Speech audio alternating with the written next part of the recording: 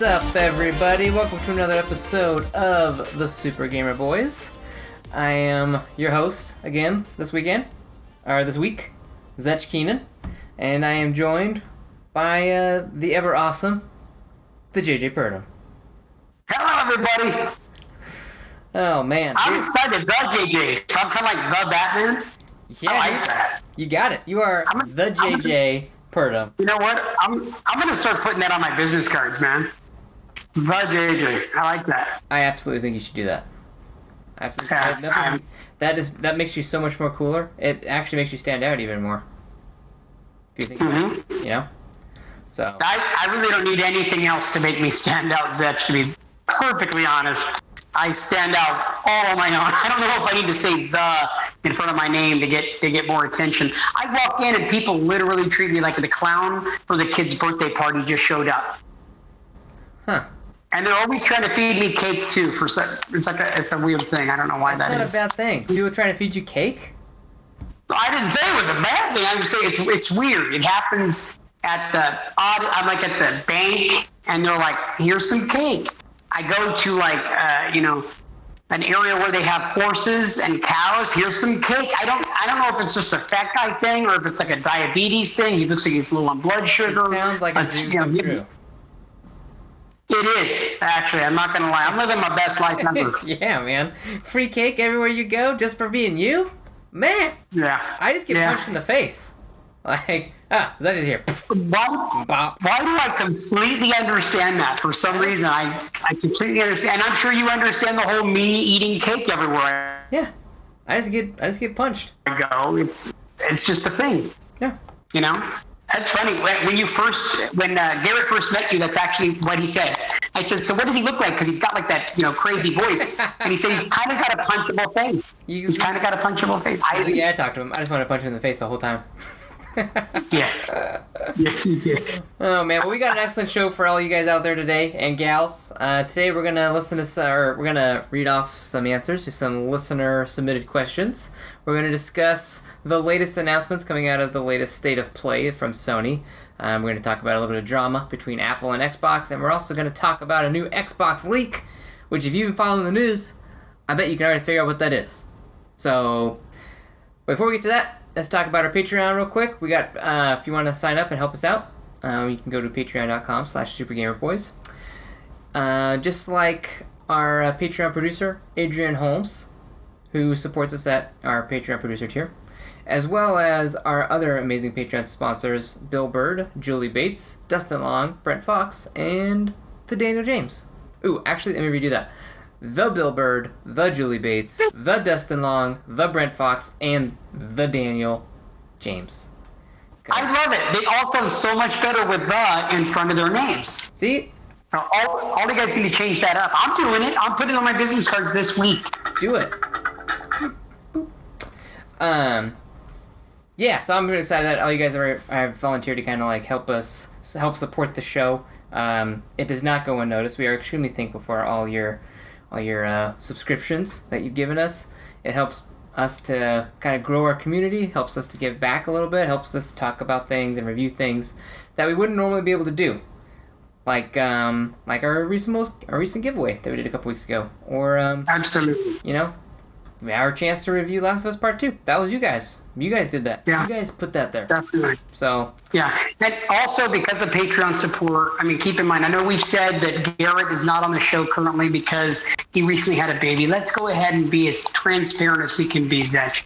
That's not why he's taking time off right now. He had a blemish underneath his right nipple. Some people call it a third nipple. If you look at it in a microscope, it looks like a microscopic nipple, but it's actually some type of it's a growth. It's like a little minuscule nipple. And so Garrett actually decided, with your Patreon support, folks, to have that thing removed finally at the insistence of his wife. They also had a baby, but that was secondary. Keep in mind, #Garrett's third nipple, and it was finally removed, all because of your Patreon support. Thank you, ladies and gentlemen. We appreciate everything you guys do, especially Garrett in this tragic time in his life. He's recuperating well. He still has. Now he's just grateful to have the normal amount of nipples that most human beings are born with. Most. I was more concerned because he did have a little bit of an issue with the adhesive. He had an allergic reaction to the adhesive from the tape over the incision mark. But he's doing better. They got him on some antibiotics, and as far as I know, he's all cleared up. So, but now he's suffering from a really bad case of anal leakage that I have no idea where that's coming from. But if you guys can, make sure to reach out to him at @GMorlang. I know he misses you guys, and he could really use the love and support right now. # Garrett's third nipple. At @GMorlang. Hit him up on the Twitter. At @GMorlang on Twitter. Definitely. But, yeah. Cool. Well, I'm excited. I'm excited to get into some of this. I'm actually mostly excited to talk about all the questions that we got from all our listeners. We're going to jump into our mailbag first before we actually get into some of the news. Is that okay? You cool with that? Absolutely. Good, because you didn't have a choice. So I don't have a choice. So the first, we actually got a couple questions from a man named SirPrintsALot. You can find him on our Discord. He submitted both of the users that submitted these questions are from our Discord. You can check that out at supergamerboys.com. supergamerboys.com/Discord, and join our community there. It's great. You can send us questions. You can just chat with us about what you're playing, what you think we should what you think we'd find fun. If you want to give us a bad time, it's just a great community in there. Lots of really cool people, and it's not like a League of Legends game or match. Everybody there is actually genuinely nice. So yeah, jump on. It's a lot of fun. So many good conversations, and a lot of our great listeners go in there all the time. And I am back after a 3-week, some people call it a hiatus. I say that I was banned for the last 3 weeks due to some inappropriate language. But they've let me back in with the proviso that I won't do it again. So as long as you guys keep the P's and Q's. I think it was actually Garrett that banned me. I'm not really sure. Yeah, you called him a name. Yeah, he deserved it. You said he looked like a bird, is what you said. Those are your actual words. Yeah. Have you never seen that type of bird? I'm just saying, it was kind of uncalled for. I mean, I get it, but it's not something you say to somebody do their face on Discord. Yeah. Well, if you've ever seen him run, it kind of looks like that. I mean, he kind of looks like it. It makes sense, but it's just rude. Yeah. Well, okay. Didn't know if you were trying to argue with me the point. So Ferret does kind of look like a bird. He looks like a bird, but I don't know. It's like saying I look like a hobbit. You wouldn't say it. Everybody thinks I'm like a hobbit, but no one would actually tell me to my face. That's just messed up. It's like, yeah, that would be messed up. And I have had people say it to my face, and that was messed up. It hurt my feelings. Yeah. So anyway, let's jump into the mailbag. I'm excited. As I said, you can submit your questions to us either at supergamerboys.com/Discord, or you can hit up Garrett on send him an email at garrett@supergamerboys.com. So send us an email, jump in Discord, and you can be just like SirPrintsALot, who asks, what's a game/games that you wish had a sequel? That's a tough question, because I feel like a lot of my favorite games already do have sequels, and I actually wish that more games had less sequels. So, if I had to pick, I want another Metroid game. Doggone it, that's what I would want. I would want another Metroid game, and I want it to be good. I want it to be on Zebes again. Even if they went back and remade Super Metroid in first person, like Metroid Prime, that would probably be kind of cool. Kind of like give it like the Final Fantasy VII remake. You know what? I like that. The problem is that all the really great games do have sequels. I didn't know about this question beforehand because you guys don't share anything with me, or maybe you do and I just don't look at stuff. But I wanted to...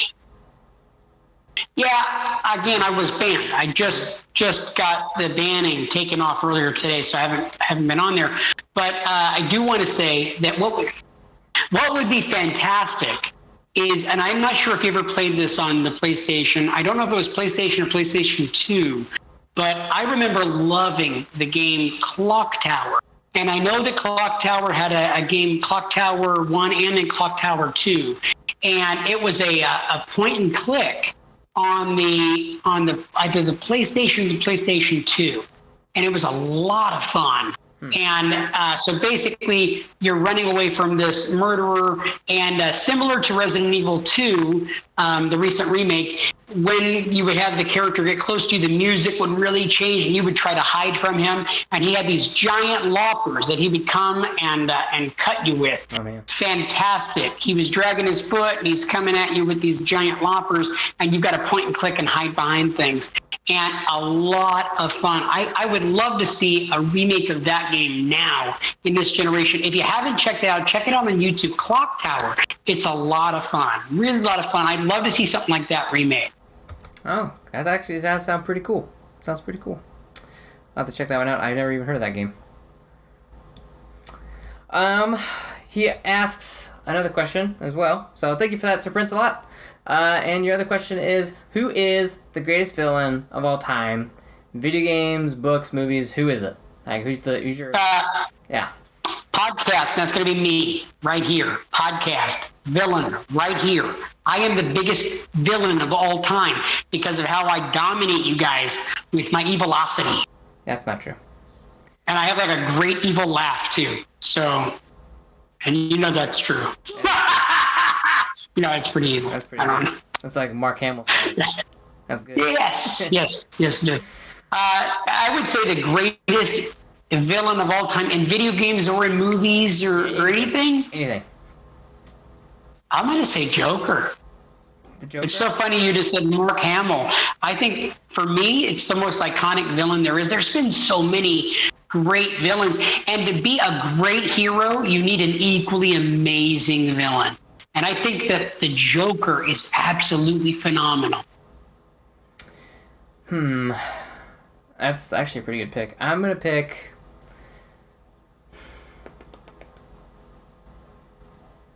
Dude, I'm going to pick Kingpin. Okay. I think Kingpin is probably the greatest villain of all time. He's big, tough, smart, doesn't have any real superpowers. I mean, I guess he's like super strong. But like, he's just a guy that's just like gonna beat you with his mind. He's like Batman in reverse. You know? Like, he's got the whole world controlled. He knows all the inner workings. Or Magneto. Oh gosh. Magneto is also one of the greatest villains ever. Oh man, that's good. That's good. Yeah, that's a great question. It's hard because there's been so many amazing villains. Yeah. I mean, I guess if you were a Lord of the Rings fan, you could always say Sauron. Yeah, Sauron's good. Saruman. Man. Mm-hmm. That's a good question. I didn't really think about that a whole lot. Let's say, okay, let's narrow it down. Let's say in video games, who's your favorite villain? In all the video games. All video gamedom. I have to say... Let me give that up. I'm going to say it's going to go back to childhood, and it's going to be King Koopa. King Koopa. Okay. I dig it. Okay. Yeah, Bowser. Bringing it back. Yeah, yes, Bowser. Yeah, that makes sense. I dig it. Yeah, you know, he's kind of likable, but you really like to hate him. Right. Yeah. I'm going to say... I've been playing Fallout. I've been playing Far Cry, and I'm going to say Voss from Far Cry 3 is pretty bad. He's a pretty crazy villain, some of the stuff that he does. So I'm gonna go with him. Yeah, he's good. So another I just want to honorable mention, since you've mentioned a couple of them. Honorable mention real fast. Yeah. I started to get into trying to play Red Dead Redemption 2 again in order to be able to do the online thing, to be able to talk about it on the show. And in the process of getting into the game, I was trying to get into it. I didn't have room on my server or on my hard drive, but I did think about, man, Dutch van der Linde is one of the best fleshed out villains I've seen in a very long time. I was thinking about it earlier today, actually. Unbeknownst to this question, I was just thinking, like, it's one of those characters that is lovable and you feel like is totally looking out for Arthur Morgan's best interest and the good of the team, when in reality, he's a very self-centered, selfish man, and you'll see that through the course of that game. And so I was just thinking about that earlier today, how Dutch was such a great bad guy. That's good. I dig it. And I'm still in the early moments of that game, so like, I need to nickel down and beat that one. But we'll talk about kind of what I've been playing later. But thank you, SirPrintsALot, for both of those questions. Now we're going to go into some more rapid-fire questions that we received from our buddy Kajoma, the 01. He's a very active participant in our Discord channel. I love that guy. So we got some good ones here. So here we go. So JJ, burger or pizza? Burger. iPhone or Android? Android.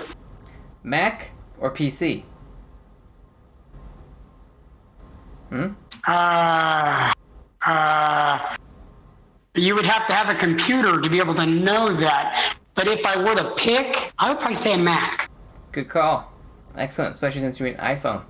Xbox or PlayStation? Well, you said Android, huh? I was about to say you. Yes, I said Android. Okay, so that's a great question, Kajoma. So I'm going to say it right now, and it's going to make you upset because I've been playing both. Definitely PlayStation. It's more my speed. There you go. Yeah. That would not make me upset. You like what you like. Or Kajoma. Were you saying Kajoma upset? No, you actually.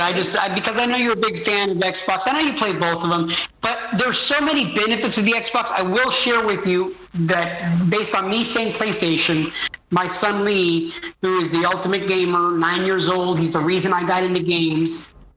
Lee has a Switch. He plays on my PlayStation, and he also has the Xbox in his room. So I asked him a week or so ago which he preferred, and he said he prefers the Xbox. So he's fallen completely in love with the Xbox, has not been playing his Switch very much lately because of the Xbox. And when I tried to delve into asking him why, he said a couple of reasons.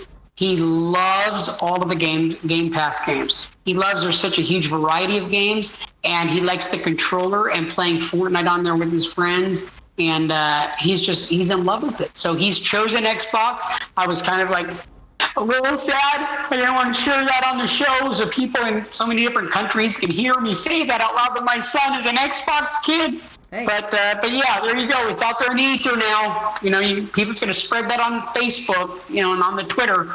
Well, that really is kind of just telling of where you're both at in gaming. You know what I mean? Like, you look at the reasons. He likes the multiplayer side of it, gaming with his friends, that sort of thing.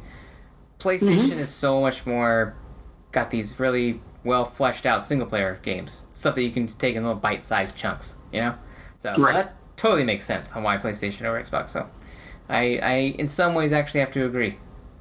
But, so with that said, platformer or shooter? Platformer. PB&J, cold cuts, or other? Cold cuts. Cold cuts. Soup or curry? Curry. Music with lyrics or without lyrics? With lyrics. With lyrics. Cat or dog? Dog. Sunsets or sunrises? Sunrises. Early bird. Are you an early bird or a night owl? Early bird. I want to go to bed by 9. I'm an old guy. Yeah. No, I don't go to bed that early, but I'm very much more of an early guy. I'd rather get up when it's quiet and have no sound, have my quiet Bible reading, have my listening to a podcast quietly while everybody's sleeping. That's the ideal morning for me. I love the quiet. I love it when it's still dark outside. When it's nighttime, it's time for me to lay down and go night-nights. Yeah. For me, it has to be... I'm a little bit of both. Like, I have to get up early, because if I don't wake up before my kids do, my day's off to a tough start. You try to handle 3 kids under 7 years old that are asking you for breakfast and stuff, and you haven't had your coffee yet. Yeah, that's tough. That's a tough morning. But then I also like to stay up late and watch TV or play games. So that is the best time to be able to watch TV. and to play games is at night. So I will give you that, because that's the only time that happens, is when on the rare occasion everybody goes to sleep, and then I'll just stay up extra late, play some video games, have that, or just watch a TV show. It only happens at night. That's the only time it'll ever happen when everybody's asleep. Yeah, exactly. Cake or cupcakes? Cake. Yeah, obviously. People keep having it to you. They keep handing it to me everywhere I go. Animated movies or live action? Live action. Oh, wait. If it's in relation to like the Disney remake stuff, I cannot watch that, and I have not watched that, and I will not watch that. I've tried to watch some of those the animated remakes. I cannot. No, I'd rather watch animated. Yeah, it definitely depends on what I'm watching. Like Spider-Man Into the Spider-Verse, I'll watch that movie over any live-action Spider-Man ever made, including the ones in the MCU. Like Into the Spider-Verse. Oh, okay. So yeah. Yeah, if it's about watching any live action film versus watching an animated film, I would rather watch an action film. But I will agree with you. Into the Spider-Verse is one of the best movies I've ever seen. I'm honestly completely shocked at how great that movie is, and I went into it with low expectations, and it exceeded all of those and then some. Yeah, flippin' phenomenal. Like, that was such a good movie. Oh my gosh, I love that movie. Action, on that note, action, drama, romance, or comedy? Like, if you had to go pick one. Oh, off the top of my head? Yeah. Comedy, it kind of depends. I don't know. I usually go through moods. So I'm like, okay, what do I want? It's like I don't really, if it's up to me and go watch for myself, I don't normally ever watch romance, because I'm Mr. Romance, so I don't need to watch films with that crap on it. And drama, I love drama movies, but, sometimes do I really want to go make myself cry? No, not really. You might be like, I want to watch a Bruce Willis or a Jason Statham, walking on glass kind of a kick butt movie. Yeah. Or you might be like, I just want to get, watch Pineapple Express and watch Seth Rogen act like an idiot, And gosh, if I had to choose on top of my head, I'd say comedy. Comedy. I choose to laugh myself personally over anything else most of the time. Gotcha. That makes sense. Okay, I'm going to blow through my answers real quick, and then there's a, 15th question. That's our favorite book, and he wants it to be more long form, so I'm going to blow through these real fast. I'd have to say, between a burger and pizza, I'd go pizza. iPhone or Android? iPhone. Mac or PC? Meh, I like both of them. I don't think one's particularly better than the other. I think they both do things fairly well depending on your workflow. So I don't know, that's tough. It definitely depends on my mood. So I guess right now I'm loving my PC. So if I have to pick one, I'll go with PC. Xbox or PlayStation? Oh, good question. That's a hard question. Current gen, I'd say PlayStation. Last gen, I'd say Xbox. But even at that, I don't know. Overall, I'm going with Xbox. I'll stick with it. Going with Xbox. Platformer shooter, platformer, PB&J, Cold Hearts, or other. Nothing like a good PB&J, bro. I'll take that PB&J. Super Curry, soup. Musical lyrics without. More than likely with lyrics, but I don't mind listening to music without it.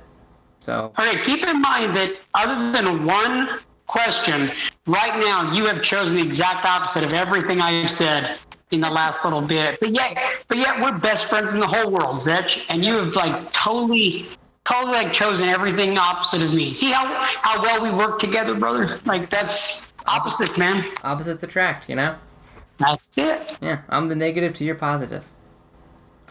Or the vice versa. Yeah. Or the vice versa. Cat or dog? I'd say dog.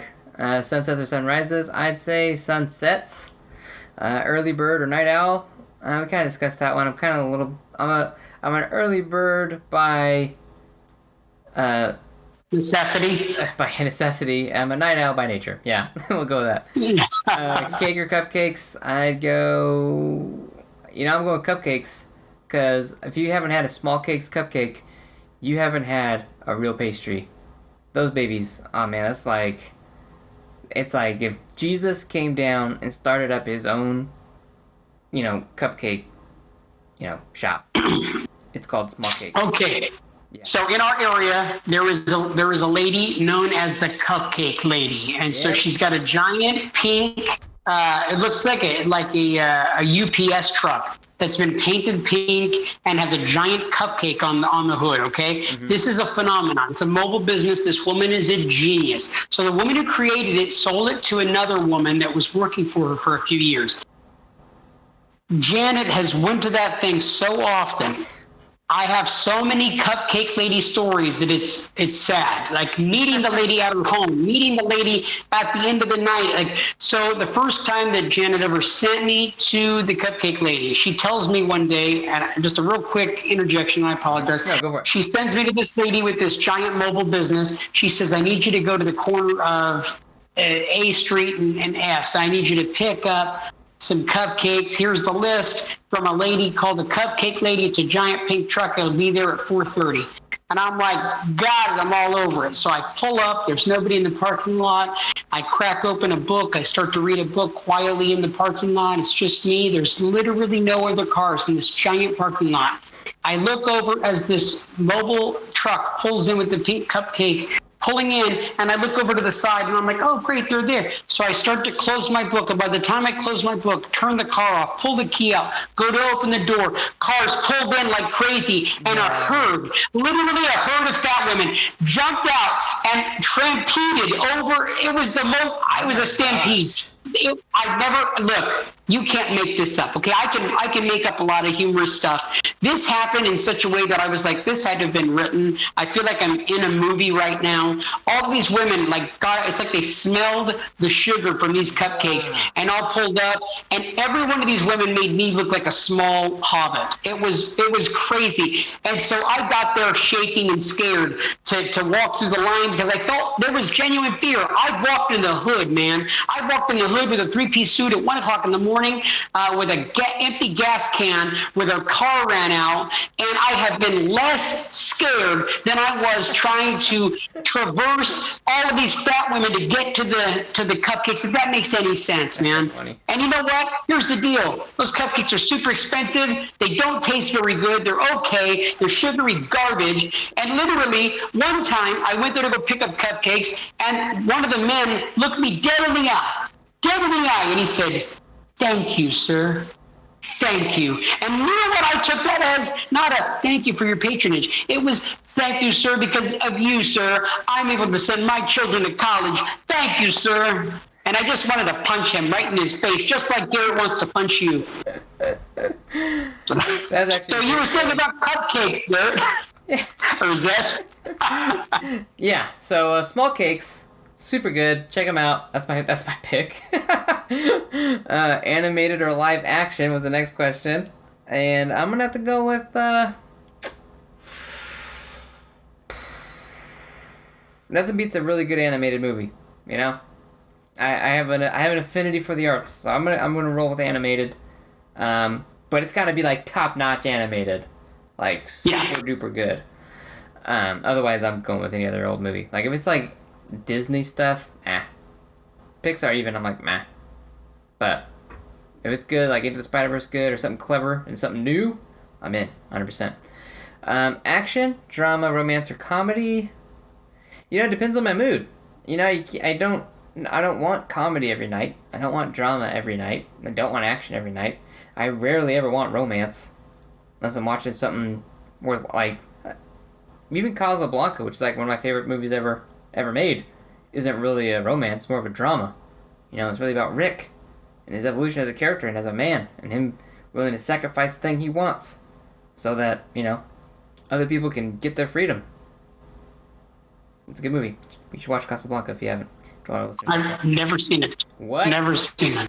Yes, I know. Failure. I realize. Oh, man. Yeah. JJ, why would you rob yourself like that? You need to go watch Casablanca.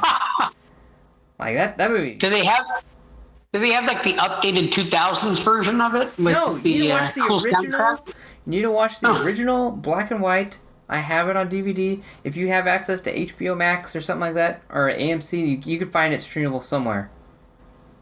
It's good. You need to watch the OG, like, in black and white. It's beautiful. Okay. Beautiful film. Ingrid Bergman, Humphrey Bogart, man. Good. Okay. You've intrigued me. I think I should probably watch it. Maybe I could talk about it on the show. It's freaking phenomenal. And if your wife likes romances or dramas, bam, now you got something to do. Get on it. Yeah. And for our last question, before we get into our nerdy news, what is your favorite book and why? Oh, okay. So I'm gonna talk about it because I just talked about it not long ago. Ooh, cool. It's a book that I've read maybe 4 or 5 times through. I'm a huge fan of Stephen King. I love Stephen King novels. Some of his more recent stuff is way too wordy. I like the Stephen King where he was an alcoholic and on dope, and he was coming up with some wacky stuff. Yes, you're talking about it, the incredibly iconic scene. That's so horrible. I didn't believe it. Yeah, the first time I was like, no, he didn't. Sure enough, it's in there. I was like, what? Yeah. It's gross. Yeah, it's pretty weird. So actually, my favorite book is Stephen King's The Stand, and it's actually the first adult book that I ever watched. And when I say adult, I don't mean pornographic. Right. It was the first adult book that I ever read. I read it at like 12 or 13 years old, and man, I just fell in love with it. I read it like I said 4 or 5 times, and it never ceases to fail. Like, I love the characters. It's a very big book. I don't know, 1,000 pages, maybe a little more, and I just fell in love with all the characters, and it's so in depth. It's all about like the very similar to what's going on right now with the coronavirus. It's a virus that is leaked out of a lab, and it kills like 99% of the population. And then people start having dreams. Some people are having these dreams to go to Nebraska and see this the world's oldest black woman that is there, that is like like a minister for God kind of thing. Like, she's basically like God's right hand to try to guide people to put them together. And then there's another one that's like the Antichrist, who's pulling people to Las Vegas to pull all the people who are bad or whatever, and try to build nuclear warheads and like try to like just destroy the rest of the world that's left. It's really, really great. It's a great book with a lot of really interesting characters, and so I just love it. And we had one of our people talk about it in Discord actually, and I thought, man, in fact, it was Justin Long, I think, that was talking about it in Discord, and I said, man, he was looking for a book to read, an audiobook, and then I went and did the audiobook, which was my first time doing an audiobook too, by the way, and I absolutely loved it. That's awesome. Good answer. Well, so number one, fun fact about me is I don't read fiction. I don't, unless it's like a comic book. Not because I don't think anything's wrong with it, just because I'd rather consume like pointless fiction by playing a video game or reading a comic book. So my favorite book, and I'd be lying if I said anything else, would be Crazy Love by Francis Chan. Which is, I know it sounds kind of like a super Christian answer, but at least you're getting the truth. So that book actually, I remember being, there are listeners, keep in mind that, this isn't a Christian podcast, but we are Christians in a podcast, so you're going to hear things from our perspective. Yes. So, yes. I remember being like 19, and I'd always been raised a Christian, like my entire life, but I didn't really know what it meant to be a Christian until about like, my college years, right? When you kind of really start to get wrestling with those, is God real? Is all this stuff like a bunch of Huey mumbo jumbo that my parents made up just so I would obey, all that sort of stuff, So you kind of really start wrestling with those existential questions. And a friend of mine, who actually went to my church, but we didn't really start to become friends until we started hanging out at school, at college. And he was reading Crazy Love. He was like, dude, you should read this book. It's super good. It's by Francis Chan. Check it out. So I was like, well, yeah, fine. So I bought a copy of it, and then I kind of let it sit on my shelf for a while. And he told me, he's like, look, first chapter's good. It's not the best part of the book, so you can work your way past the first chapter. He's like, it's important, but you're really not going to get to the meat of what he's trying to say until like chapter 2 and on. And so I took him at his word. I read through the first chapter. I was like, okay, yeah, no, I get it. And then by chapter 2, I was like, oh my gosh. It was just a really eye-opening book on what it actually really meant to be a Christian. Like, it really wasn't about, going to church, and it really wasn't about just making sure you pray every day or you do all these things, It was really more about having that personal relationship with the Lord, which I was really missing. And that was really eye-opening, just to kind of see how much, when you really kind of look at it through, like, how much Christ actually loved people enough to die on a cross, and that whole thing, and like, so that, what does that actually look like in my life? Like, if that's the ultimate end-all be-all of what love is, to actually sacrifice yourself for somebody else, then how can I, as a Christian, portray that every single day? How can I die to myself every day for Christ? That's literally, like, the only thing I can do, as a Christian. So it was just an amazing book. I love that book. I think I read through it. My wife and I actually read through it when we were dating, as part of, like, just kind of like, we're like, hey, we should read through the book. Hey, you read Crazy Love? She's like, no. I was like, dude, let's read through Crazy Love. So I read through it I want to say 3 times, but I don't think it's accurate. I think I've only read through it twice. I know I started it a 3rd time. But yeah, I love that book. That's fantastic. Yeah, it's good. That sounds really, really good now, and I think I might want to borrow that from you. I tried to do that same thing with my wife once. I said that there was a book that I wanted to read with her. It was called How to Be Subservient to Your Master Husband. Mm-hmm. She didn't want to read it. I read it a couple times through. It was okay. Yeah, see, you definitely read Crazy Love. Yeah, I'm not really sure. I'm not really... Yeah, maybe. I think maybe we need to work something out. Yeah, I'll help you out there, but yeah, I'll get you a copy. Do you have Kindle? You're a good man. No. No? Okay. No. Is it free? Because I'll get it if it's free. It's not. It's okay. Not free. Yeah, no, but, I'm good. Yeah, no, he's given away some digital versions of it a few times. Like I actually own a digital copy of it. I think I got it for like 99 cents once off of like some sort of Christian e-reader thing.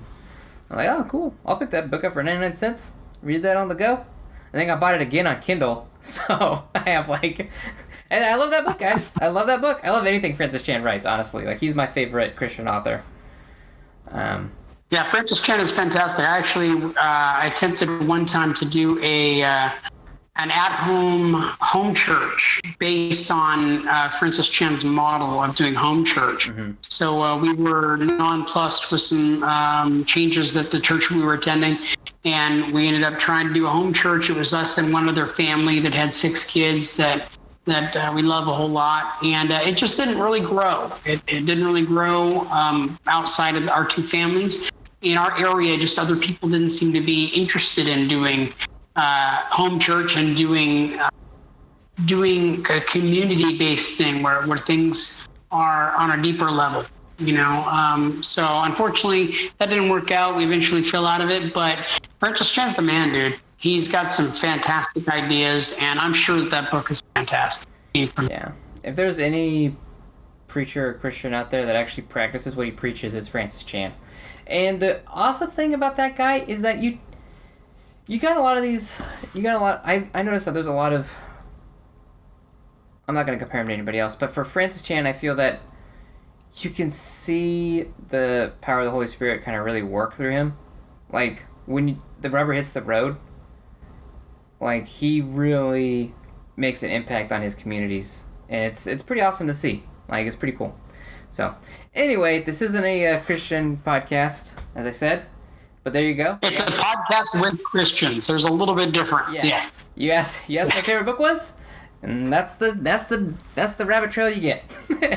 Yeah, and you know Garrett, just because he doesn't actually read. If Garrett were here, he would have just given the perfect Christian answer. My favorite book is the Holy Bible. It was written by God 2,000 or so years ago. It's perfect. There's no other book for me. But really, he does not read. I don't know if you knew that or not. No, yeah, that's so messed up. Keep taking pot shots at Gary. He's not even here to... No, because he's not here to defend himself. He's gonna write into the mailbag next week, and it's just gonna be a bunch of like rebuttals to us. Like, what do you think it is? You know what? I'm used to that because sometimes it does take him a week to get comebacks ready. So like he has comeback, and I'm like, you gotta be a little quicker on the uptake, my friend, a little bit quicker. He's like George Costanza. It's like, really? You said that? Oh no. Yeah. I thought it to myself in the car on my way home. And if you guys are just tuning in, if you've never listened to the Super Gamer Boys before, we are a video game podcast. We're talking about, of course, Garrett Moorlang, who is our normal third wheel, sometimes the host, the captain of the ship. And we actually love Garrett to death. He's out right now having a baby. He just had a baby recently. His son Griffin was born to his beautiful wife Trudy Ann. And they've just been trying to recoup at home. And Garrett, I just reached out to him yesterday to check on him. Hey, how you doing, man? Love you. We miss you on the show. Don't worry. I'm keeping all that foul stuff out of Zetch's mouth about you. I'm defending your honor. Yeah, he didn't believe anything I said for whatever reason. But he's doing great, but he is getting tired of the poopy diapers already. And that's one thing I don't miss, man. Yeah. I'm out of that, Except I say that literally a half hour before I came here, my 5-year-old accidentally pooped herself. And I had to clean out some underwear. So forget what I said. I'm still cleaning poop now. So it still happened. And someday our kids will be cleaning up our poop. That's how I see it. No return of favor. They've already told me they have brochures for all the different homes. So when I've legitimately had 2 of my children say, like, Dad, we've already got a great place picked out for you. Don't you worry. But we are going to need you to start saving up for that because we don't want to have to carry the bills, just so you know. That's fine. Like good kids. Yeah, sounds like it. So, all right, let's go ahead and get into the nerdy news. All right, ladies and gentlemen, it's now time for the nerdy news. All right. Okay, our first bit of news is probably the most talked about piece of news in the past week or so. A PlayStation State of Play was last week. This is a quick little recap episode written by a few people at GameSpot: Alessandro Barbrosa, Steve Watts, and Gabe Gerwin on August 8th, 2020. They say Sony's latest State of Play event took place on August 6th, but while all eyes are on PS5 as we are prepared to usher in the next generation, the event mostly focused on PS4 content. This included a look at games that were previously announced, but we also learned release dates and even saw a new version of one of the latest generation's most beloved indie titles. PlayStation VR even got some love with an amazing take on a classic stealth franchise. You can watch the stream below if you want, which is an article I can probably post it in the show notes. If you want to watch it out, check it out on GameSpot, or you can just go Google it yourself. But let's get into what was announced. The first thing they announced was Crash Bandicoot 4. It's about time. I still love the title of that game, by the way. That's such a clever title to a game. Not only is the game about time, but it's about time they made a Crash Bandicoot 4. Like, that's so... I love that little play on words. That's a genius.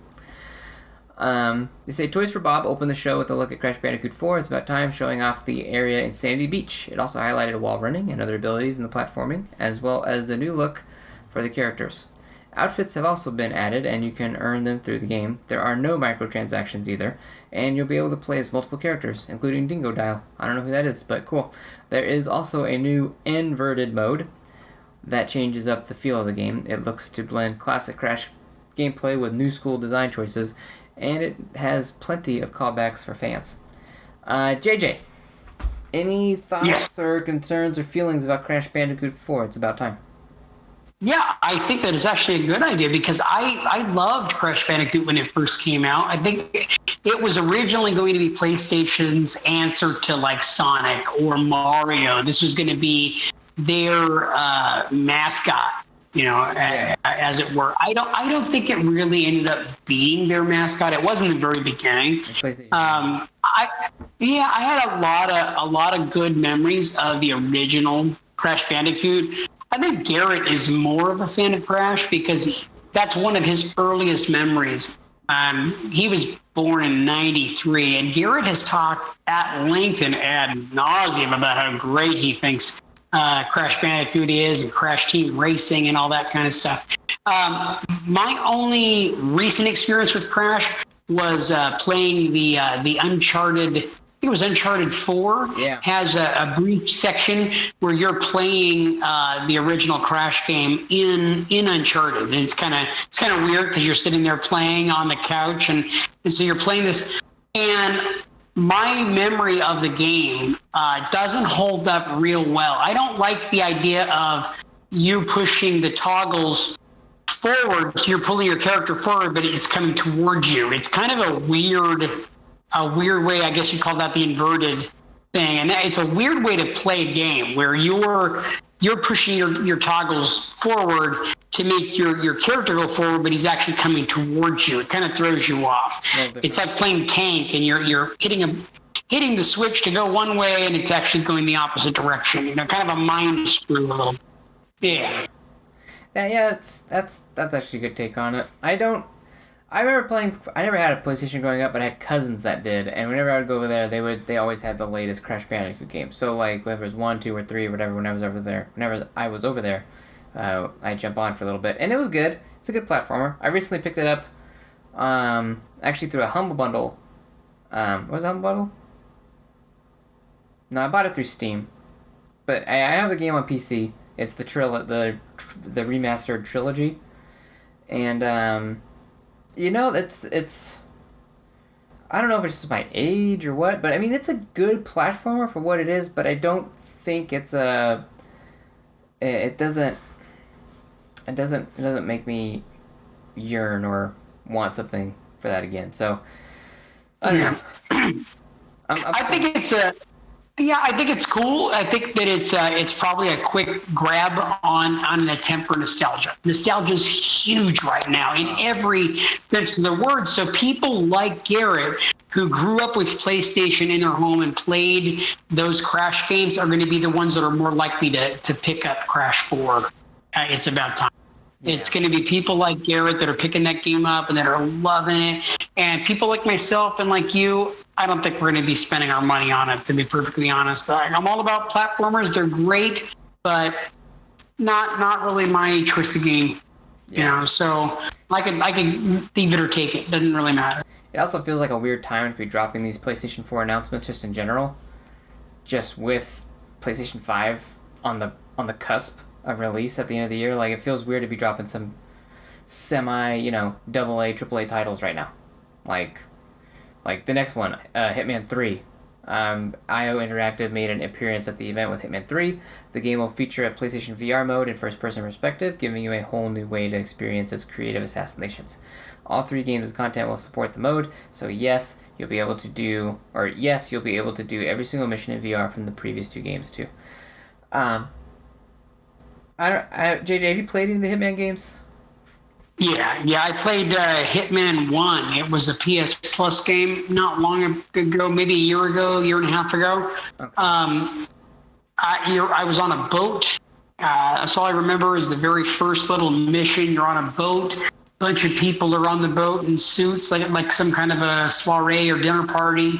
And you've got to go in and choke out a couple of people and do it in a stealthy way. I think that I wasn't as good of a gamer as I am now. Not that I'm great, because I'm still not. We all know it. It's not a secret. But I didn't care for it so much. It didn't seem to capture my attention. I think I gave it a couple of hours. And I think hour and a half, 2 hours of my time. And I just felt like it's just not grabbing me. The gameplay wasn't for me, so I gave up. So I didn't get very far on Hitman 1. Yeah, see, I didn't play... I have Hitman 1, I have Hitman 2, and I got them both through a Humble Bundle subscription, so they just got thrown into whatever that month's bundle was. And there's always a game I'm kind of interested in that, I'll check it out, but then I never go back and actually try it. So I own them, I've never played them. It just feels kind of weird to be dropping a title like Hitman 3 right now if you're not going to support it on PS5, which maybe they will, but we don't know. It just feels like a lot of these games, I'm just kind of like, why would you want to be promoting, what is it? maybe it's just them banking on the fact that not everybody is going to be buying a PlayStation 5. So you're still going to have to do a little bit of support for your PlayStation 4, which I guess from that perspective, that kind of makes some sense. That makes a lot of sense because I don't know if you remember, but the same thing happened with the PS3 as well, where they were still coming out with games. They were still trying to support it, and they were telling people who were PS3 owners they were going to continue to support the system, and that's already been said about PS4. So that's to be understandable that they're gonna do that. Some of these games have probably been locked and loaded and chambered for a little while, and they're just probably putting finishing touches on them and then getting ready to pull the trigger soon. Yeah, which is great. I mean, you're gonna have there's gonna be quality titles. The VR port perspective on it, it seems kind of interesting. I guess I gotta see it. I didn't actually watch any of the gameplay for it. Being a VR fan, I can say this, that if you're playing VR with a controller, it defeats the purpose of actually having a full-on VR experience. So for me, if this isn't a VR accessible game like an Oculus, where I can use my hands and wave them around and actually do the stuff, then it really kind of is moot. Because I'm like, I can just play this on a screen. Like, why would I want to turn my head, use my controller? It doesn't feel like fun. So, or even Can I just say, I don't have any experience with the Oculus because last time that you had that party where you invited Garrett, I didn't get the thing in the mail. It must have, when you sent the invite, hey, come and we're going to play Oculus. Mine must have got lost. I don't know if you had my address wrong, maybe misspelled the street name, no, but I didn't go. Yeah, that's no excuse. That's like literally no excuse. Yeah, Garrett wasn't able to come either. So,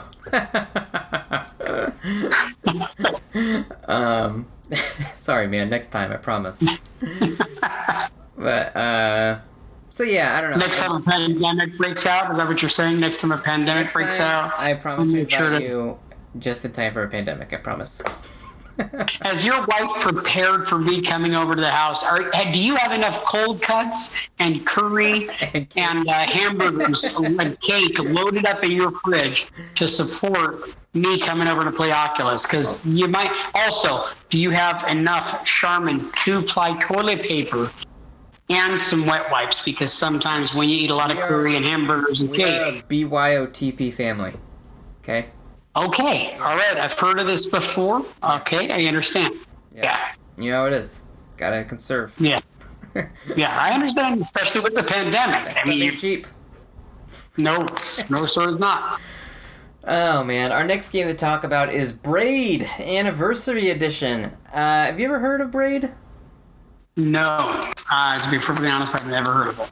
One of the most brilliant puzzle platforming games you'll ever play, probably in this lifetime. Is so good. It's beautiful. It's atmospheric. The soundtrack is absolutely incredible, and it is a wicked hard game to beat. I've only ever made like a third world out of that game. I think there's only 8. It's a hard freaking game, and it's getting the Anniversary Edition treatment, which basically means that they made a beautiful game even more beautiful, and that's pretty much it. So, am I excited for this? No. Is it one of the greatest games ever? Yes. But I already own it. I'm not buying this one again. There you go. Yeah, it comes out. That doesn't sound like that doesn't sound like you, Zech, because normally you try to own it on everything. It's true. I own it on Xbox 360. Which it's actually backwards compatible on the Xbox One, so I tried playing it again just a couple weeks ago, actually. I saw it in my library. I was like, hey, I should give that game another try. And I got stuck again. But it is a good game. And if you're smarter than me, you'll probably beat it. Otherwise, I'm using guides. I'm stuck on one level. I'm like, it was a level that I actually beat a long time ago, and I can't remember how I did it. There were some really hard puzzles. I think I beat it on accident last time. Zech, I love that you always play it off like you're not very smart, but if you only knew in the background in private conversations. When Garrett and I speak of you, it's always, oh my gosh, he's the smart one. And I always, like, I don't know why I play it off like he just has so much knowledge. He's the smart guy. Gosh, I feel so dumb when we talk. He's the smart one and knows all about video games and everything else. And like, so, and I think I've got Garrett completely convinced that you're a genius. Thanks, man. I appreciate that. Because I think I'm just acting most of the time. I just pretend. That sounds like me most of the time. But yeah, so they announced that game, which is cool, I guess, for people that really want to go back and play that one again. Next game they announced is Giant Squid's The Pathless, shown with gameplay captured on the PS5, a mythic adventure game set in a forest, features creative archery mechanics, or a creative archery mechanic that fills the meter used to quickly traversing across the landscape. Timing replaces aiming down sights in the traditional sense, allowing you to stay in constant motion. You can also fly by making use of a bird friend, but you need to pet it in order to keep it in top shape. Wow, I didn't see a trailer for this, but reading about it sounds so boring. I'm sorry. Like, I'm pretty sure this is one of those games that I gotta go back and watch the trailer on, because that sounds terrible. It's another archery game with a bird friend, and you have to pet it. Cool traversal mechanic. Cool, awesome, good. If that's your bag, I'm moving on. I don't know. Do you have any thoughts on that? None whatsoever. Yeah. It sounds like. Yeah, sounds I'm like sorry that I can't add to it. I can't add to it, unfortunately. What's there to add? I don't even think they had anything. They're just like, hey, we made this game. You can get a bow and arrow. Spelunky 2, which will probably tickle the fancy of a lot of our listeners. The long-awaited Spelunky 2 popped up during State of Play, and creator Derek Yu discussed how the development team balanced including new features while understanding what made it work before. The sequel will include online multiplayer, and you'll be building an in-game community as you discover more characters. You'll also find hidden passages and can choose from branching paths as you progress. The game releases September 15th, so that's pretty recent. That's coming pretty quick. Yeah, that should be fun. That game was like a cult classic when it came out back on like the 360 days. So I know a lot of people are super pumped about it. I kind of got my 360 a little too late for that to actually really check it out. So I never really played the first one. I played a little bit of it. Was like, okay, cool. Feels like a little Soulsy version of Indiana Jones. Like, it's kind of tough, but cool. I'm happy about that. New Spelunky is always good. Yeah, have you played it at all? You got any thoughts? Yeah, I played a little bit of Spelunky before on the 360. Actually, I had a 360 for a little bit that I picked up a year and a half ago, and I got to play quite a bit of the old Halo games, like the Master Chief games. And Spelunky was a game that we picked up, and it was okay. It was fun. I think Spelunky 2 might be a little fun. I think that it'd probably be kind of redundant. I couldn't see the fact that it's got an online multiplayer is kind of interesting. I think that would probably be fun, you know. I just don't want to see Spelunky have a battle royale version. If they you build an online community, have everybody like duke it out over like some treasure or something. in like a 2D space. So right. You're like all jumping all over the place. Well, I think that anytime I hear online multiplayer like that, I'm like, it'll come out with some type of like weird, like totally like they just shoehorned in, their version of Fortnite or PUBG or Call of Duty. They just have to have some type of battle royale version. Oh my gosh, it's so nauseating. Right now, I don't want any more battle royale. Like, no more. No. Stop. No. You beat it. Just like split screen 4-player games back in 360 and PS3 days. Like, remember BioShock 2 had a split screen multiplayer where it's like, oh, your buddies can go beat each other up now, and it's like, stop. Like, just save the manpower. Put those resources into making a better game. Don't split. One of the only multiplayer games that one of the only games that had a multiplayer option that I enjoyed quite a bit was Last of Us. Last of Us, the remastered version on PS4. it had a really great multiplayer where it was you and like three of your friends, and you would go and like assemble bombs and fight against another team of four. I had a blast with that. It was kind of like Capture the Flag, where you were protecting a certain area, and I enjoyed that aspect of it. But yeah, even if Last of Us would have said, we're coming out with a Battle Royale version, I would have wiped my hands and I would have crapped all over Last of Us and I never played it again, because I would have felt like they sold out. Yep. I'm with you, man.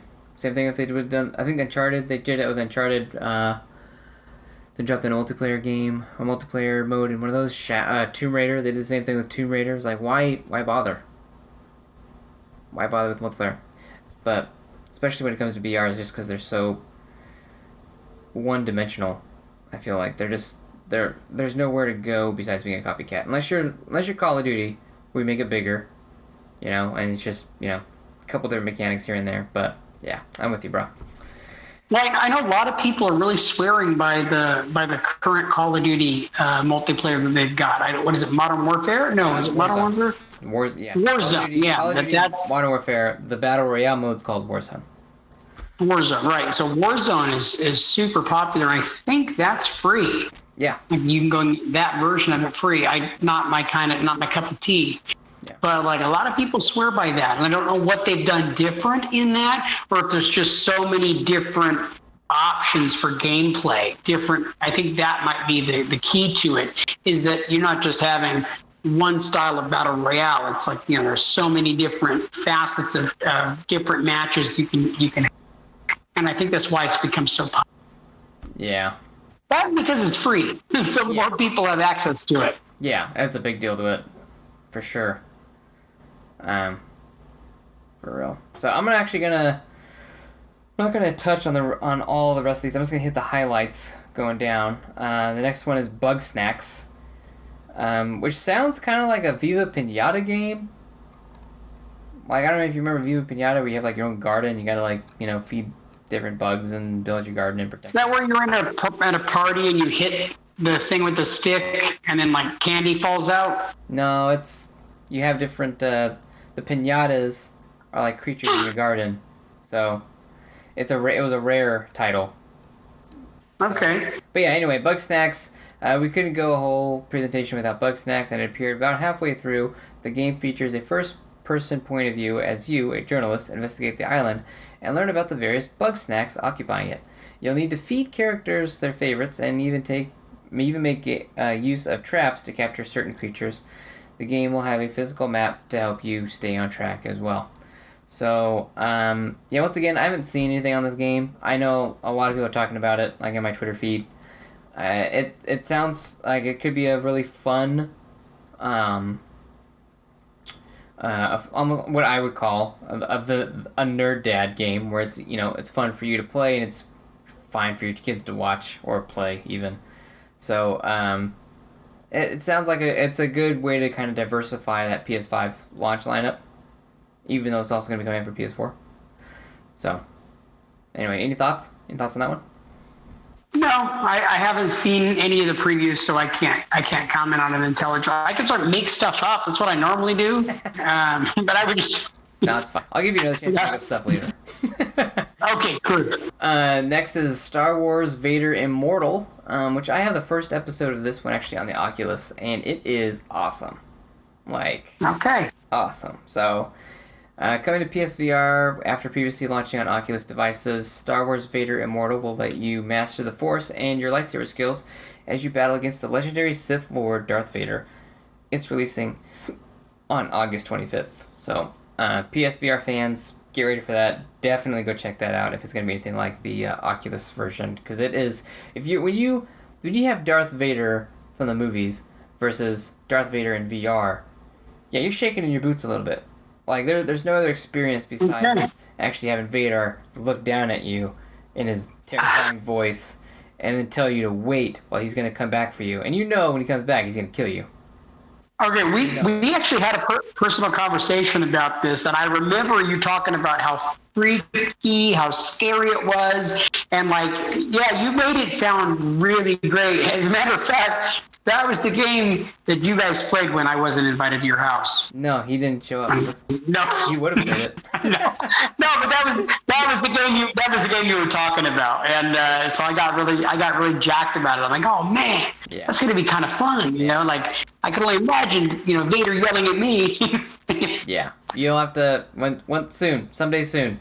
We'll have to have a shindig at my house, and you'll have to come check it out. Cause do I have to wear a mask at your house? Since we're on the air, yes, I have to say that. I have to say that you have to wear a mask. I'm picking up what you're putting down. Like, I got you. The next game is Control, as getting new DLC, which was a major 2019 title. I think it actually came close to winning Game of the Year, or won Game of the Year. No, it did. It did win Game of the Year, and this is the one that is in the same universe as Alan Wake. And I don't remember if this was I believe this was a PS Now game not long ago, and I think Garrett got an opportunity to play it, and he swore by it. He thought it was really fantastic. He liked the gameplay quite a bit, playing it on there. It sounded pretty intriguing, actually. Yeah. I know how much you love Alan Wake, that's why I bring it up. Right, I know. It's one of my favorite games ever. Except for that stupid ending. The ending, man. That ending was such a letdown. No, so I actually own Control just because it was in the top, which maybe I'm just a glutton for punishment. Maybe I'll hate this one too. But I played through, I think, the first 30 to 40 minutes of it, which isn't really enough to actually form an opinion. But from what I played, I really enjoyed it. So I'm looking forward to the new DLC. It's the second expansion coming out. It'll be available this month, actually, in August. So at the time we're recording this podcast. So be on the lookout for that. That'll be good. I'm going to touch on one last one, Godfall, which seems to be PlayStation's one of their headlining titles. The action RPG Godfall received a new gameplay demonstration to end the show. Captured on a PS5 development kit, the gameplay showed off a fast-moving combat system that utilizes dashing to move in and out of danger. It supports cooperative play with up to 2 others, and the world is split into earth, water, air, and fire realms. There are no microtransactions in the game, and there is a mad god, quote-unquote, waiting to be challenged. You'll be rewarded for aggressive play, and there are 5 different weapon classes to try out. So yeah, that's pretty much I've kind of gone back and forth on Godfall. In the very beginning, I thought Godfall looked beautiful, and as we've gotten a little more of Godfall coming out, I'm not interested. I think it doesn't look that great. And for it being one of like the big titles that PS5 is coming out with, I think is kind of sad. I think it's kind of a letdown, actually, to be perfectly honest. You said that. Yeah, I'll tell you what, a game that I'm excited for in the next generation that for some reason I can't stop thinking about is the Series X Medium.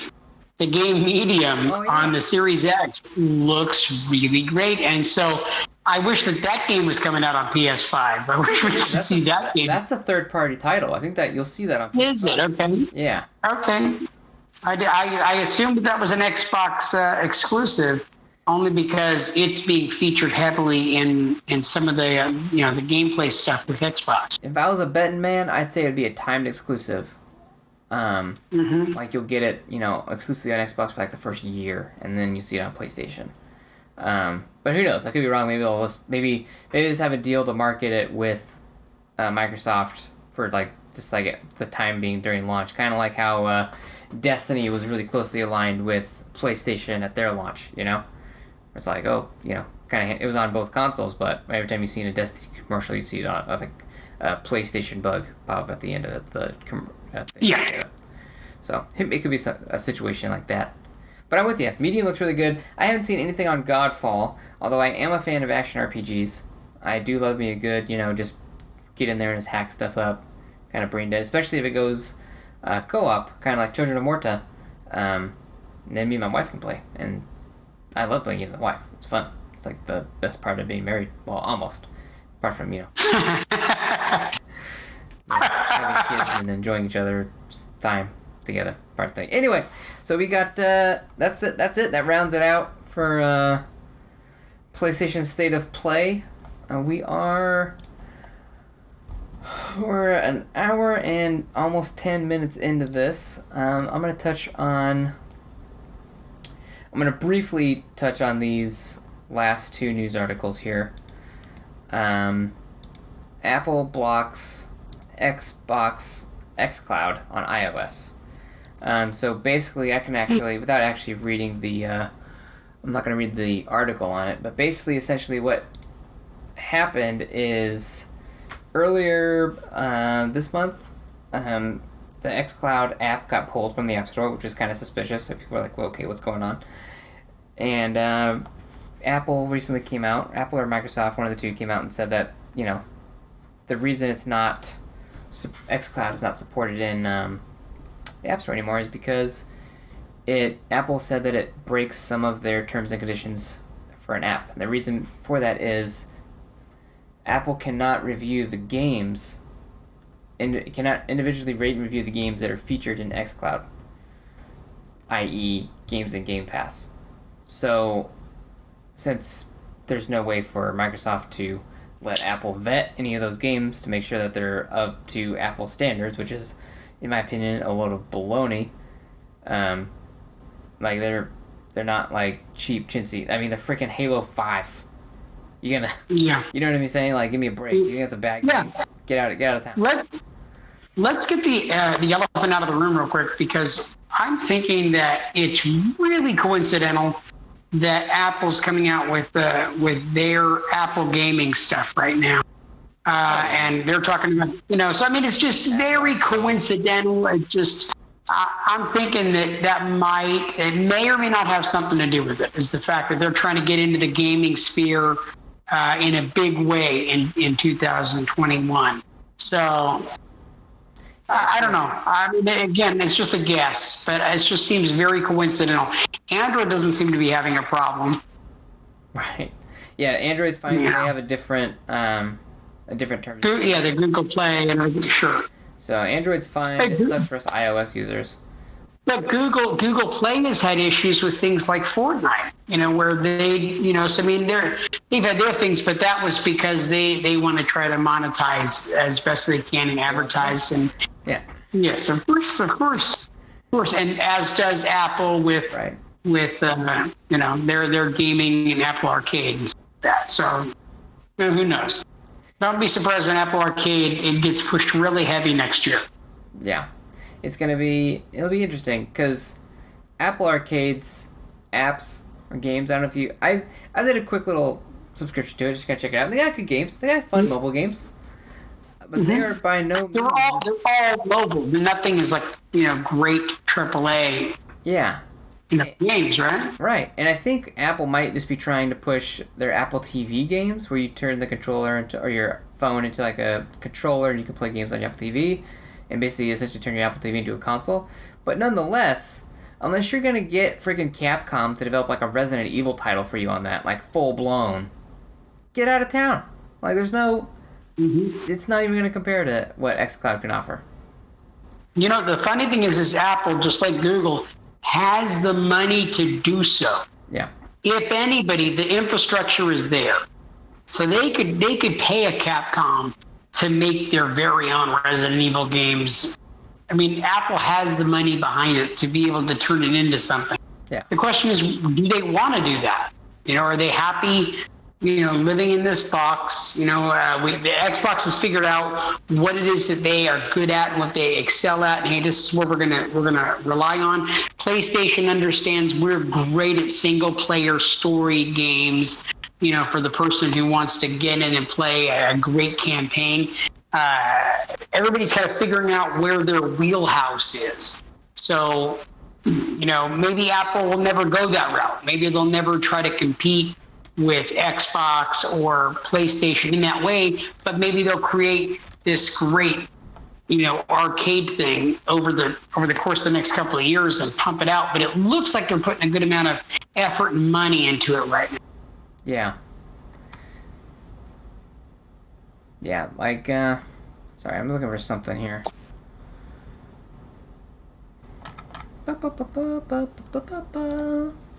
Yeah, I've never actually checked it out. I know Garrett was playing some of those Apple Arcade games as well, not that long ago. And he didn't have a whole lot of negative stuff to say about it. Yeah, he said there was a couple of games that he actually really enjoyed when he was playing. Yeah, they're fun. I found there's a game on there called Grindstone, which is a really fun little puzzle game. But it's nothing. It's just kind of a bummer because it really kind of feels like they're really... Like, if they had an issue with this, they should have brought it to their attention way long ago. Like... And Microsoft kind of knew going in that this wasn't according to their terms and conditions. It's not like they don't have lawyers to view this sort of stuff. So it was a risk on Microsoft's part, but it came back to bite them. Like, they should have just done their homework. So. Well, don't act like this is dead in the water. There's still time. They can still figure stuff out or pony up some cash to make it happen or, come to some kind of agreement or conclusion. It's just right now, at this moment in time, the Apple Store is not allowing it. So it doesn't mean that it's dead in the water. They're never going to be on any Apple products. Yeah, we'll see. We'll see what's up. It'll be an interesting year, especially with the xCloud launch coming up pretty soon. So, September. But on those same notes, Xbox Series Xbox Series S reportedly has been confirmed. And the circumstances might surprise you as to how. So, Xbox Series X, Microsoft, this comes from IGN, Adam Bankhurst, written by Adam Bankhurst. Xbox Series S, Microsoft's rumored second, cheaper next-gen Xbox, may have been confirmed by a controller packaging leak. The Verge obtained photos of Xbox's next-gen controllers, and the packaging mentions both the confirmed Xbox Series X and the unconfirmed Xbox Series S, which has had a supposed codename in Project Lockhart for quite some time. Twitter user Zach_EXE was able to purchase this new controller on a resale site, and The Verge has verified it's a genuine next-gen controller. Tom Warren tweets, Xbox Series S, it is Microsoft's second next-gen console, Xbox console gets confirmed in this leaked Xbox controller packaging. Full details here. And he shows a picture of the controller and the packaging, and you can clearly see it says Xbox Series S on there. So, pretty crazy stuff. So, I mean, it's not like it's major news. It's not like where anybody is really that surprised. Sure. It's kind of stuff. Yeah, I saw this thing jump. Good. I saw it jump all over my newsfeed yesterday or the day before. Where it just kind of blew up. Like everybody just went nuts with this information. We all kind of already knew it. It's been a rumor for months now.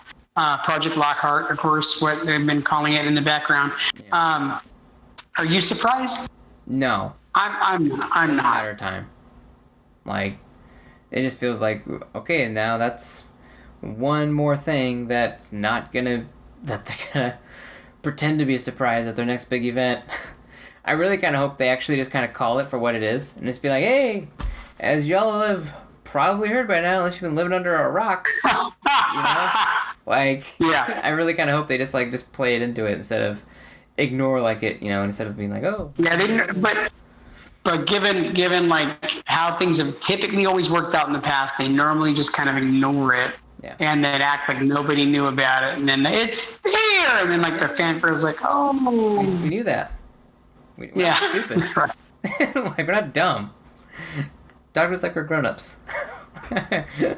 But so yeah, it's still no pricing. We still don't know how much it was. So, or how much the Series X or S is going to be, and we have to wait for that probably later this month. And if they don't announce it this month, I am just going to throw up or something. Yeah, I would say probably like what I've heard people guessing online is $400 for a range of the S. Yeah. Yeah, I don't know. That's just a guess that I've heard bandied about quite a bit over and over again. I think that's a little high. I think that if it came in at 200 or 250, they'd probably make a gazillion dollars on, coming in at like a half priced digital version. I know that there's not a whole lot of money in the DVD aspect of it in the disc portion. But think about it. They came in, I've said this over and over and over again, if one of those systems, and it seems like Xbox is trying to gear itself to get into more homes, it seems like that's what their end goal is. Let's get Xbox into more hands and into more homes than PlayStation, than anybody else. And how do you do that? It's by making it more affordable. Yeah. So coming in and making it, a $200 item, $250 you can't. It's a no-brainer, right? Well, yeah, and their goal is to sell some Xbox Game Pass subscriptions. That's their end goal. Whether you're gaming on a Series X or you're gaming on a phone, they just want you to buy the subscription because they're going to make so much more money off of you with that than they are anything else. So, I think though if they sell a cheaper model, it'll probably be a little, maybe not as powerful. I think that's what one report's mentioned, that it's not going to be as powerful as the Series X, but the S will be a little more affordable, and it'll also be just you're not going to be able to get like freaking 8K out of it, but you'll be able to game on a UHD, which is what any sane American person would have at this point anyway, unless you're filthy rich. But so yeah, cool. That's the news. Let's go ahead and jump in. I'm gonna give you guys a little pitch on our Patreon real quick.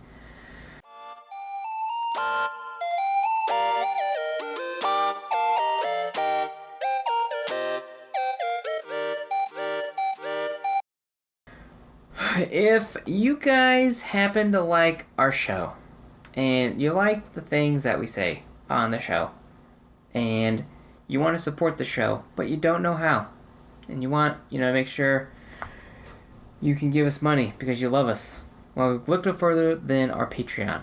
Go to supergamerboys.com, or, patreon.com/supergamerboys. It's getting late.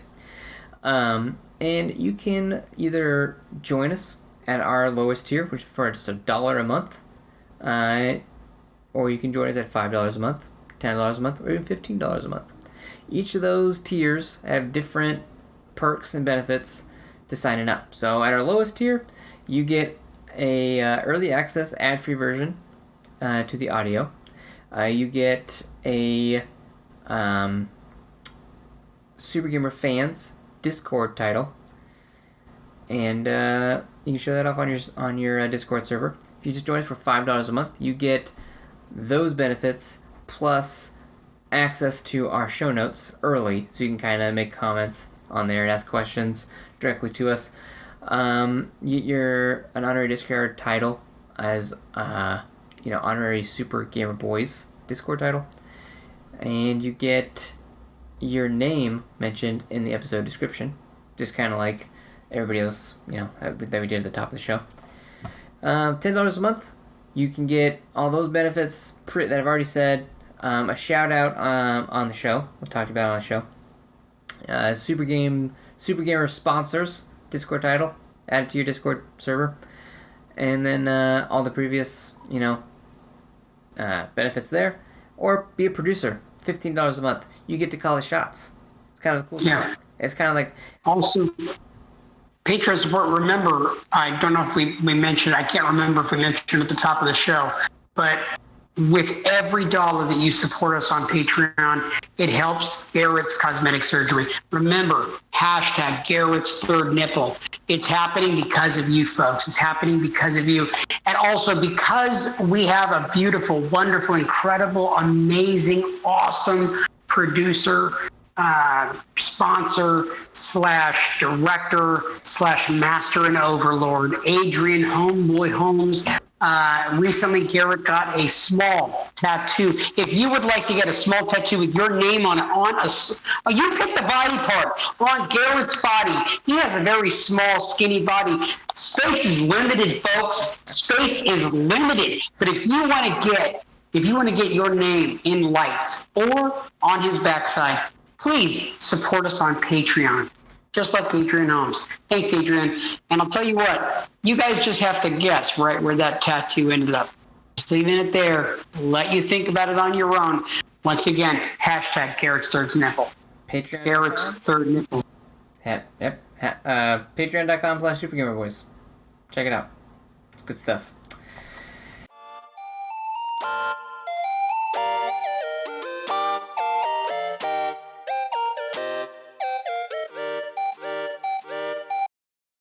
All right. New releases this week. We got Brawlhalla, which dropped on iOS and Android, which is a kind of like a Smash Brothers type brawler game. It's kind of old. It's fun. It is. It's not bad. Came out on Steam forever ago. It's not too bad. It's fun. How much have you played it? You play a lot of it? Played quite a bit of it with my son. He's a big fan. I'm okay with it. It's Smash Brothers, basically, man, with a different skin. You're battling on these hills or cliffs, and you're knocking your opponents off. And it is what it is. It's nothing mind blowing. It's an okay game. It's fun. It's got colorful characters and stuff like that. He enjoys it, and he goes through fits and spurts where he plays it heavily for a week, and then doesn't play it for another 2-3 months. Yeah, that's good. Cool. So people go check out that game. You got Fast and Furious Crossroads, that came out on PlayStation 4, Xbox One, and PC. I hear that game's not that great, just based on some of the reviews that I've seen. I think I've seen it get like a 3 out of 10, which is pretty bad. But if you're into Fast and Furious and you want to see a CGI version of Vin Diesel doing Vin Diesel stuff, go check out Fast and Furious Crossroads. Horizon Zero Dawn came out on PC. Absolutely excellent. That is my wife's favorite game, I think, at this point in her life. And she played it on PlayStation 4. And she's going through it again on the New Game Plus mode. And she loves that game. So it's a good game. It's definitely a good game. A lot of really well... It's another open world game. I feel like it's like the last true to form open world game out there. Maybe except for Ghost of Tsushima might actually have it beat a little bit more. It came out around... Anyway, go check it out. It's on PC. It came out on August 7th. Let us know what you think about it. Here it looks great. Here it looks really pretty. And then the last one I'm going to mention is Hyperscape. Came out PlayStation 4, Xbox One, and PC as well. Came out on August 11th, which is tomorrow as of the day of this recording. So go check out those games if any of those tickle your fancy. And let us know what you think about them in the Discord. Go ahead and join us. Let us know. It'd be great to hear your thoughts, and we'll discuss them on the show. Friday Minute is a real bag. So, going and getting into what you're playing. JJ, you told me before we started recording that dad life kind of consumed you, and you tried to download Red Dead online, and you weren't able to get to it just because you ran out of space. Yeah. It's a bummer. I didn't have enough room on the hard drive, but we're going to go ahead and rectify that and try to get into it because I did tell you that I was hoping to play the online. They just had some online DLC. So I'm going to try to get through some of that this upcoming week. I'll clear off some drive, or I might even have to pick up an external hard drive just to make that work. But we'll get some of that gameplay in this week, and we will talk about it next week. This week, I got to watch a little bit of a new show that I've been binge watching, Indian Matchmaking on Netflix. Yeah. And I'll tell you what, I fell in love with this show. It's completely alien to how we do meeting spouses in the States. It's a totally different way of looking at culture in the arranged marriage whole situation with the Indian culture, and I'm completely enthralled by it. It's totally alien to me and completely entertaining to watch. So it's worth it just to watch it for a good couple of mindless hours. I think 5 episodes in right now, and I'm glued. So I love documentaries. I don't ever watch shows like The Bachelor and some of that stuff. I'll never do that to myself. That stuff is ridiculous to me. And I know some people watch it just to laugh at it, but I couldn't watch any of that stuff. I feel like my mind would liquefy. But with something like this is truly a documentary style. I know last week I talked about Love on the Spectrum. This is a little bit of a different take on that. This is people who are of the Indian descent who are used in caste systems, the way that they are arranged marriages. And it's really like families marrying other families, and the process of courtship, how they have like a database of all these people, and a matchmaker like puts them together and thinks that they might work. They'll meet each other, and then if they like each other, they might go from there. It usually, if a marriage can be possible, it can snowball fairly quickly. It's truly entertaining. You guys got to check it out. Nice. Okay. That's reality TV is kind of your thing. Oh, okay. Check it out. For sure. No. Let's back off on that. Reality TV is not my thing. No, this is a once in a lifetime type of thing. I don't normally like things like The Bachelor. I hate that stuff. It's okay. But this has got me. This has captured my attention. Okay, cool. Good to know. So then definitely check it out if it's, you're recommending it is what you're saying. Okay. Yes. Got it. Okay. We finished Umbrella Academy last night, season 2, and yeah, that was like amazing. That was super well written. Cliffhanger at the end is something special. I am upset that I have to wait for season 3 because it was a hard show to stop watching. Like, it was so good. It was, we blew through that show. Excellent character development, excellent, the CGI in it was really well done. You can tell they had a little bit bigger budget. You know what it feels like? This feels like a CW superhero show, like Arrow or The Flash, with a budget. It feels like that. And better. The Flash is one of my favorite shows in the world, by the way. Okay. I love The Flash. Well, then you're going to love Umbrella Academy, my friend. You need to get on that. Okay. Jump on that train ASAP, because it is good. But this weekend, I actually had to spend a lot of time playing through Ori and the Will of the Wisps.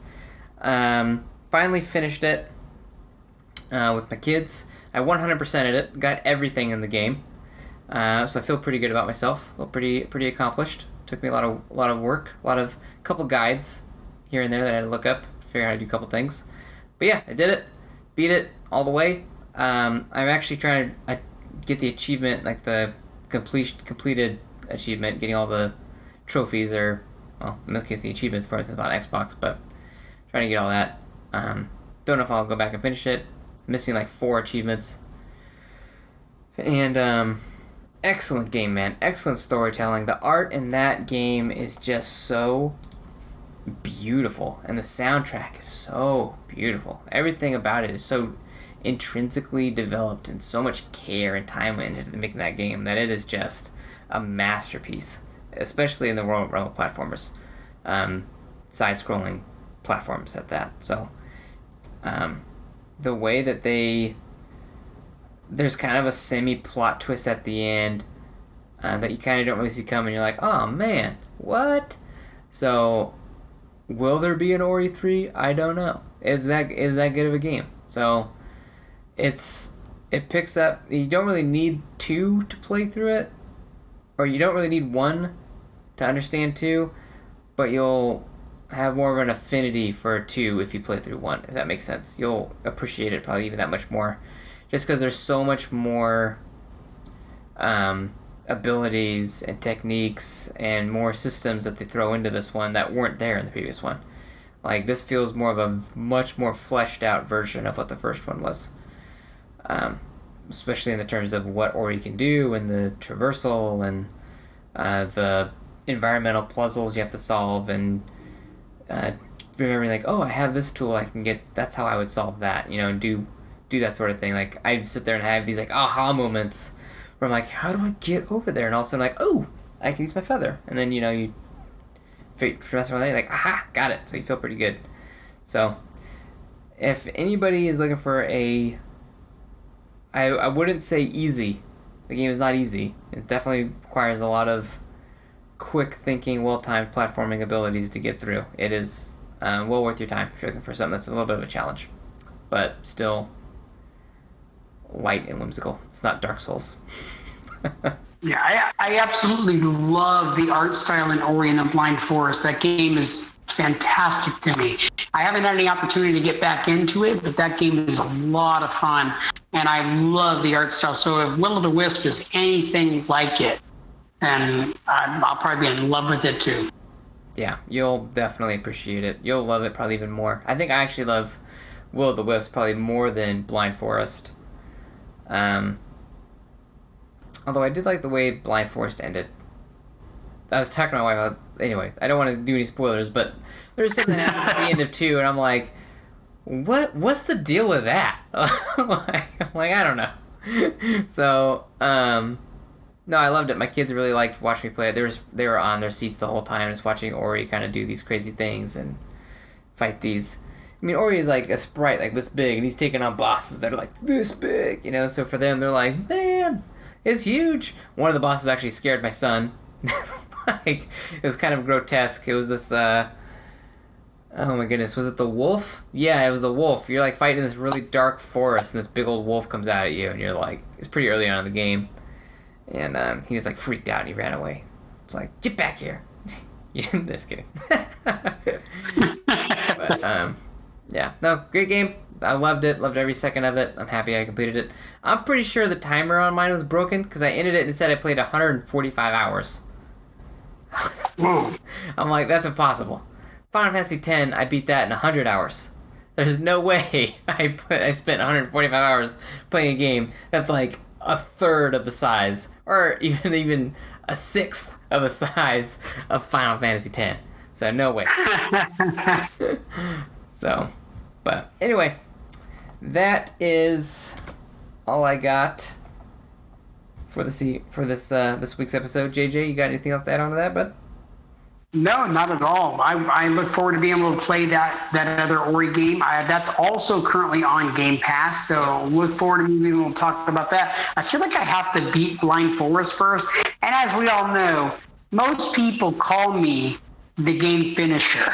Yeah. Because I finished it. Well, nobody's called me that, but I've been trying to get people to start that around. Like, I want that to be my new nickname. Hashtag so I've been like, finisher. I've been trying to do that hashtag JJ finisher. Yeah, but normally people think I'm talking about like a piece of cake, you know, that I finish cake whenever it's placed. Yeah, no, that's what I do. I just finish stuff. Finish.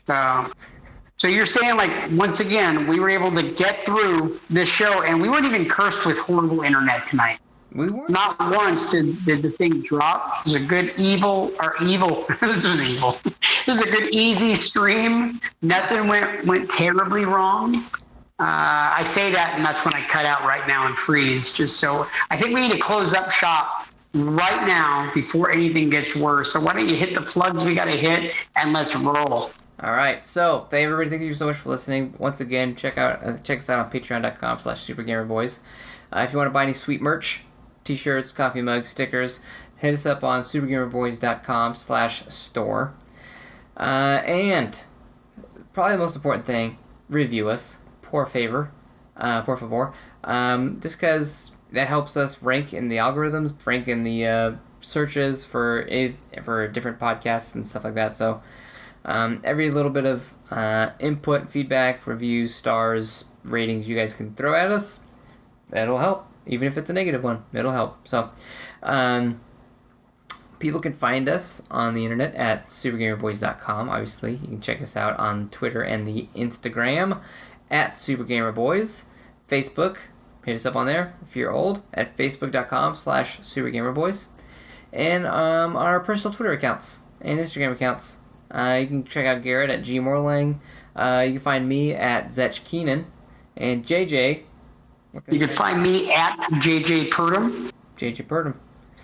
And special thanks to Star Andrews for our logo. It's beautiful and magnificent, and she's awesome. You can check her out on Instagram at groundfloorgraphics / Facebook at facebook.com/groundfloorgraphics as well. So yeah, that's where we're at. That's it. All right. Well, ladies and gentlemen, thank you so very much for joining us once again this week on the Super Gamer Boys. This has been awesome, man. No more Garrett around here stinking up the joint, holding us down. We're unencumbered, brother. It's like I feel like we don't even have any clothes on right now. Like we're fully just new to the world with this thing because we're just being raw, man. We're being us. We're not being held down, held back, stepped on, trampled on. So before we end up cutting off. No way! We just lost JJ. The internet went down. Anyway, it's been great talking to everybody. Thank you so much for joining. He was JJ Purdom. And I am Zech Keenan. And we hope to see you all or hear from you all next week. Peace.